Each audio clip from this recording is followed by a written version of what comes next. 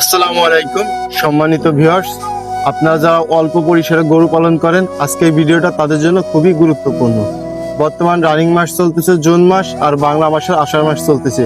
এই যে মৌসুমটা চলতেছে, এই মৌসুমে লাম্পি স্কিন ডিজিজ অথবা এলএসডি যে রোগটা আপনার বাছুর গরুর বিশেষ করে প্রচুর পরিমাণে হচ্ছে। ম্যাক্সিমাম এই মৌসুমে অনেক গরু মাইনাস হয়ে গেছে।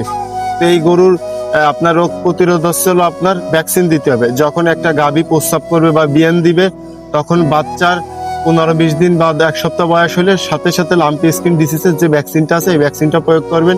ইনশাল্লাহ 1 বছরের ভিতর আপনার কোনো পক্স হবে না। বিশেষ করে 1 বছরের নিচে যত বাছুর গরু আছে, এদের আক্রমণ আনে 100%, শতকরা 100টার মধ্যে আপনার 80% হচ্ছে হলো আপনার এই ভ্যাকসিনটা মানে ভাইরাসটা হয়ে থাকে।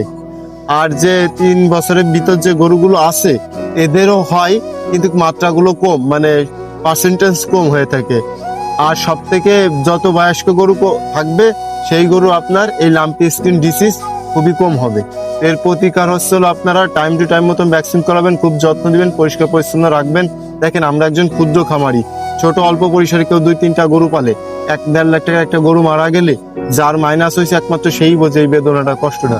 তো দয়া করে আপনারা টাইম টু মতন ভ্যাকসিন প্রয়োগ করবেন। ইনশাল্লাহ আপনাদের গরুর কোনো অসুখ বিসুখ কিছু হবে না। আল্লাহর প্রতি বিশ্বাস রেখে কাজ চালায় যান। যারা 2-4টা গরু পালেন, ইনশাল্লাহ একদিন না একদিন আপনারা ভালো পজিশনে পৌঁছাবেন।